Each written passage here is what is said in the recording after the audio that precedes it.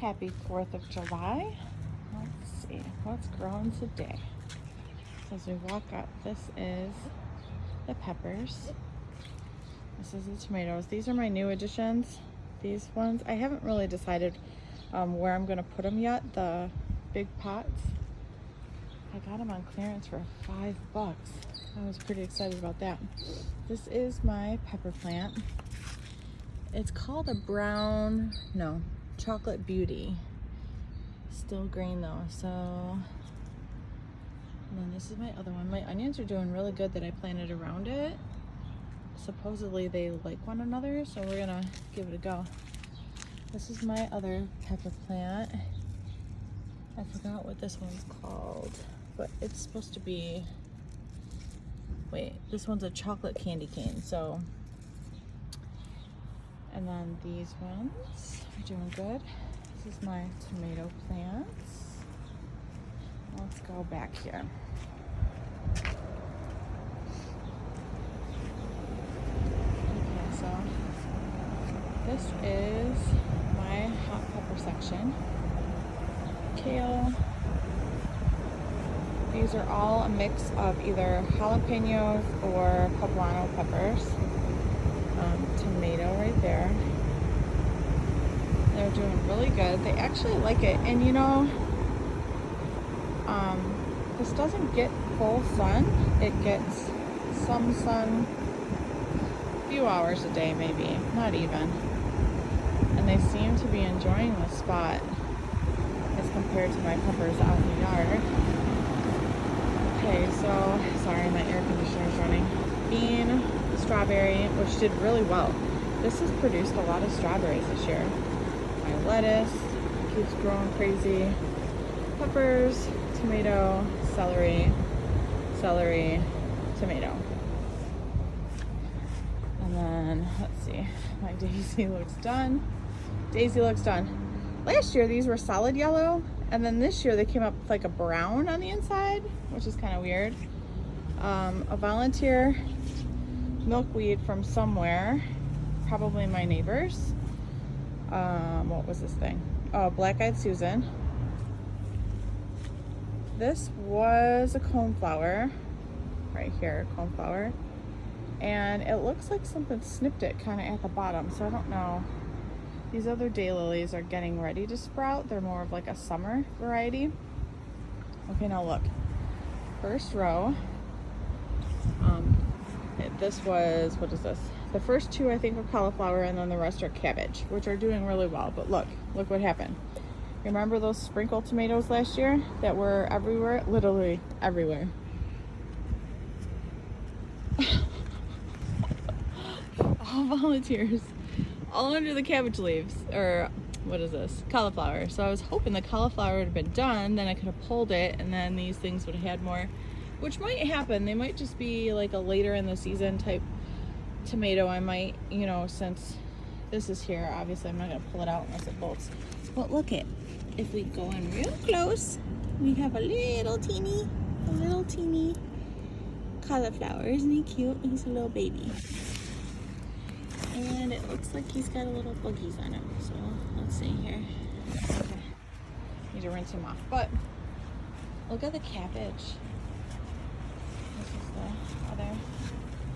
Cabbage is doing nicely. The red and purple are starting to form heads down there. Not so much there or there. And there's another tomato, volunteer. There's another volunteer tomato. Oh, there's a couple here actually along the, I didn't plant those are volunteers. And look at my zucchini. Like, I gotta hold this up because the leaves are literally, this plant is like up past my waist. It's huge. So, oh, there's a zucchini under there. Oh, a couple actually. Okay, let me back out so you can see. Oh, and here's more tomatoes. Volunteer tomatoes. See them all around the bottom. Those are the best, I'm telling you. I could baby tomatoes inside for months before I plant them. And as soon as I plant them, they all seem to have a problem. But volunteers, man, you don't even have to water them things. That's my, what's it called? I always want to call it like banana squash, but it's a candy roaster. So that's gonna grow up over that. Okay, now an overview of this, and then we'll walk through. So this is my strawberries, and then the strawberries are grown under the blackberries. And they've done great this year. So I planted them in this. The new ones this year were right there, the couple. Remember, because I took everything out of here because of this stupid grass. This stupid grass that I've been trying to like pull out every chance I get. I don't know. So I've been trying to keep that. The strawberries behind it, down around, actually did fantastic. I mean, they've been producing nothing but strawberries. So these are all beans. And then these 3 cages are eggplant. And then see, these are all the regular peppers. All regular peppers, they're struggling. And then back here, well, we had a storm come through. And I didn't have the corn tied. I should have known. But I thought with them being up against the fence, that it would have helped it, like support, but no, it did not do that. Step over. So I put, I don't mind all the weeds. I can weed every day and they grow up just twice as fast. So some of the corn I took out, some of them are like barely hanging on. They were broken, so I thought he would come back, but he's turning brown, so obviously he was too far gone. And then this corn didn't, maybe because they're planted closer together, it didn't fall over, so that's good. So these are all peppers. Let me walk down through. Beans, another zucchini.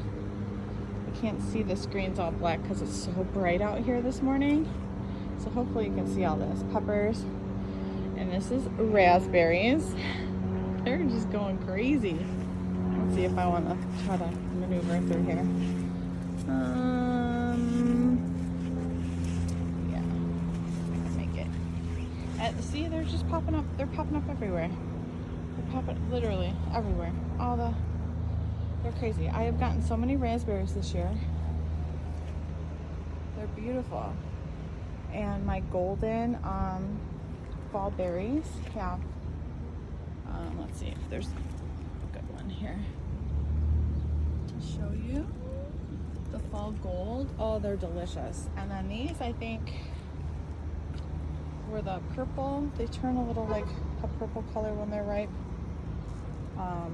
So a thing about raspberries, when they're ready, same with blackberries. See how these are like a, let me show you. These are like a lighter pink. So when you pull on the stem, just a little slight tug, they don't come off. And they're ready to come off when you can just pull lightly. No, it's not ready to come off either. Let me find a better. Oh, this one's a good example. Okay, so this, you just pull ever so slightly and he just pops right off. And that's how you know they're ready. The berries are a little bigger, they're a little softer, and they're delicious. These, okay, overview. Oh, let me go show you the blackberries. I went down the back, but I didn't go down the front. Okay, so these are the blackberries. And I don't know, this random thing, I've cut this out literally like, I don't know, a bunch of times.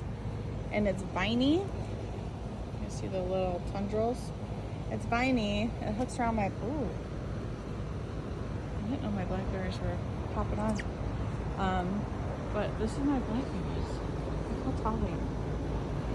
So that's that. The soaker hose system seems to be doing well throughout the garden, especially because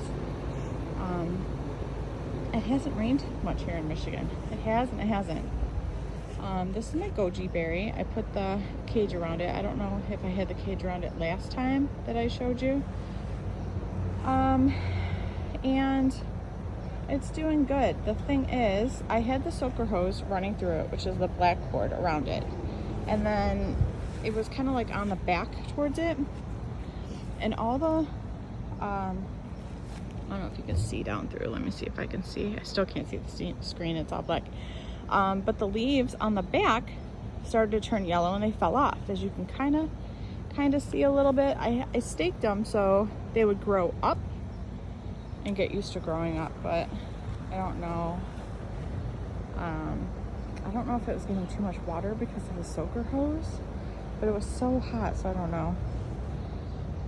This is the blueberry with a blackberry grown up through it that I need to take out. I wish it would have grown over there, but nope. This is the other pink lemonade blueberry that I thought was dying. Last year I threatened him. This year he's doubled in size, so. And then this is my new one. Look at how many. It loves its spot.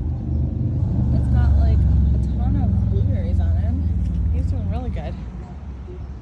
I put my extra strawberries over there on the fence. They're doing well. And then, okay, an overview of the tomatoes. So remember, these were all Romas. This is my tomato forest. These are all Romas. This is how the tomatoes are looking now. I need to go through today and put a front piece on here now that the tomatoes are big enough to give them some support. But let's go around this way so you can see. He's doing really good too. That's the Swiss chard that I stuck in the middle. He's doing good. I already harvested like a bunch off of him. He's doing great there. Okay, so this is an inside view of where the cattle panel is and where the tomatoes are. I did trim up the bottoms, fertilized them. That's my mom over there. It's doing good. And then this is the box creation thing that I have been making as the tomatoes have been growing. They're doing good. This one's already got a few extra layers. It needs a few more. And then I just take like short planks. And I mean, you can put these little planks any which way and cut them however big you want to do your box. But I just stick them in random places to help give it support, like through it. This way, you know, when the tomatoes get big, they have some kind of support. But then you just keep going up. You put the supports on the thing and then you just keep building up as far as they go. So that works out really well. Okay, so let's see. Okay, let's see. Celery. This is a winter white acorn squash. I love flowers. Winter white acorn squash. This is a tomato that came up somewhere and I stuck in there. Now let's turn around this way. Jug of bee balm. This is a tomato plant. And then as we walk this way, what was this? This was what was this? Honey nut? I think this is a little honey nut. This is a white cucumber. These are cantaloupe. They're just now starting to do something. And then that's watermelon. It looks sad. It has a lot of flowers on it. Okay. And then this is the section, so you can tell where I've weeded so far in the front half of the yard. And then I'm waiting for this mess. Oh my gosh. Let's not look at that too long. It stresses me out. Okay, so there's some peas that are coming up. I put with my tomato because it's supposed to help each other grow. And so far they're doing good. So hopefully that works. Let's go around the front.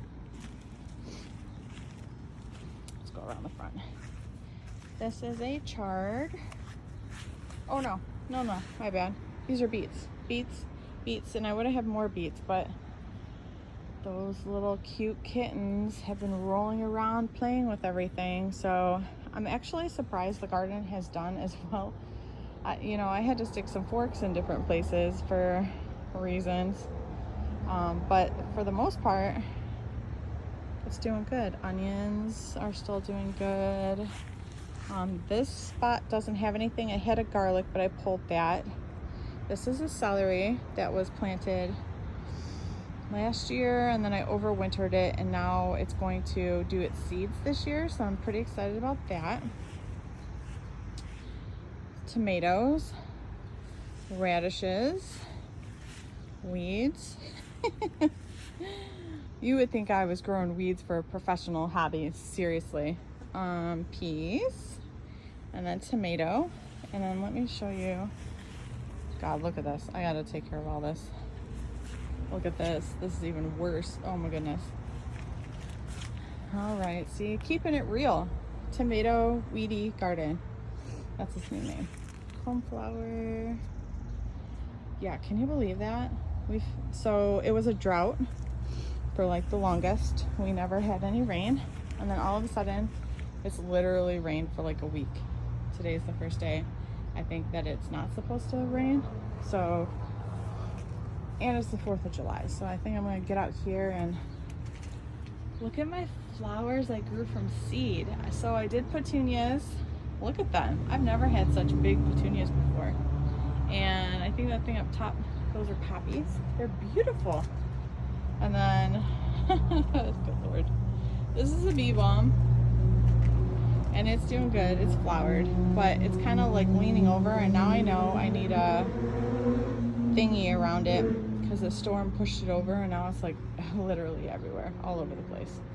In fact, these might be baby weeds too, but I'm pulling them out because I'm not for sure, and this has just got to get cleaned out. So I'll be tackling this. My rose bush I think is done. The yellow thing is done, and this is about to flower. He's got his little buds on him. He's gonna flower pretty soon, and my flowers are in there. They're covered by weeds. I think that's why they're still living, honestly. It's because it's been so hot, so the weeds kind of shade them out. It's fun. It's sad, but it's funny. Okay, so tomato, and this is my volunteer beans. Remember how I said, oh, I'm just gonna leave this bed kind of blank because I know there's gonna be a bunch of volunteers, because the kittens last year were like running all over with stuff. So I have beans and dill, and I left this dill because it's a trap plant for aphids. Since it's been so hot here, aphids are a problem, and so I left it so it can be attracted to the dill and not my tomatoes, which so far on this plant, it's working amazingly enough. I can't believe it. So beans there in between the weeds. There's another volunteer tomato there. There's more volunteer beans there. Another dill plant. What else do I see? You would think I was growing this stuff, like that I planted a seed packet. Oh, there's another tomato in the weeds. This stuff is everywhere. I forget the name of it. It's actually, you can actually eat it, but not today. Tomato. And let's see, let's walk over here. Try not to slip on this mud. Okay, so look. More volunteer tomatoes. This is 2 plants. 2 tomato plants. Remember? Look how big they are. They are so big and so green and so perfect. Kale. There were 2 leeks in here, and I'm so glad I kind of planted them in the front. 2 leeks. Kale. Yeah, 2 tomato plants. It's ridiculous. So big. I know I said it last year, but I think next year I'm just gonna let everything just fall where it may and come up. There's a cucumber plant back there in the forest of tomatoes. My fuchsia plant, he's kind of looking sad. Chard, Swiss chard over there in the corner. This was supposed to be carrots. However, the kittens have been playing in this bed specifically because they like to hide. There's a board.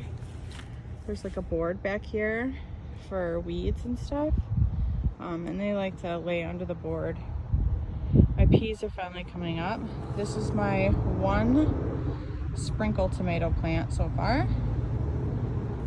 Peas over here, onions, some more peas, chard.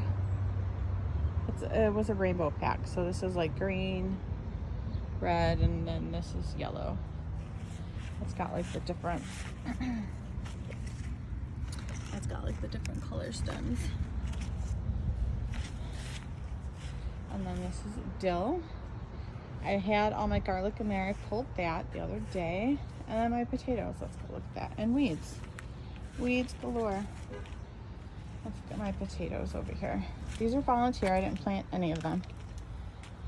Hot mess, right? And the reason why I didn't plant anything in this bed this year is because of the mulberry tree in my neighbor's yard. Drops mulberries over here. As you can tell, all the weeds and stuff. And it gets mixed in, and that's all like weeds and flies and bugs, and I gotta get back here and take all these big weeds out. But look at the potatoes. They're doing good for what's in there. I don't know what I'm gonna get, but hey, we'll see. Weeds. And then let's see. This used to be dill, and all the dill was covered in aphids. I mean, like thousands. I pulled it. I know I probably should have left it for a trap, but there was just so many that I was afraid that once they got done decimating the dill, they'd move on to my garden, so I just pulled it out. This was a cilantro, and I don't know. I planted it. As soon as I planted it, it died, so I don't know what happened. But I took it out, and now there's just a box of weeds. Basil, parsley, oregano I've harvested from a few times, chives I've harvested from a few times. Now, companion planting. I don't know. I mean, I know some things do good next to others, and you always just want to try and see, you know, what works, what doesn't work.